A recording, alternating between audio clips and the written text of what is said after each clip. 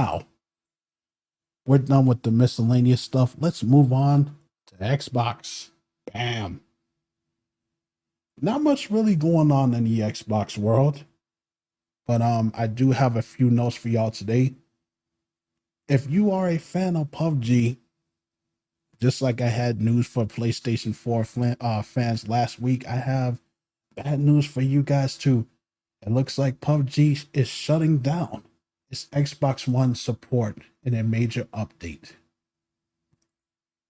In recent news, a post on PUBG's Korean site, the developer announced that support for the Xbox One and PS4 versions will end November 13th, 2025. From that date, PUBG on consoles will only be available on the Series X and S and PS5. The studio explained that this change is part of an essential update to design to take advantage of the current gen hardware, enabling improved visuals, more stable frame rates. All existing players' data and purchase items will carry over, remaining full accessible on Xbox Series and PS5. So, just like the Genshin Impact that I mentioned on the last episode, this is not a good sign for the PS4 and Xbox S and X, Xbox One S and X players. That era's coming to an end.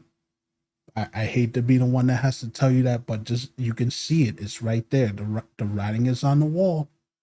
A lot of these new games that are coming out, they're not even coming out for those systems. They're winding down support for a lot of games that have been on these consoles longer than any other consoles. It's almost done. It's almost over. Hell, we're almost at the end of the current generation. They're already talking about the PS6, and they're talking about the new Xbox console that's in the works. And that sucks. Because like I said, if you're the type of person that just, you can't afford a PS5, and we're going to get to that later because I have more bullshit news with that and their price hikes. That's in the Sony portion, so stay tuned for that.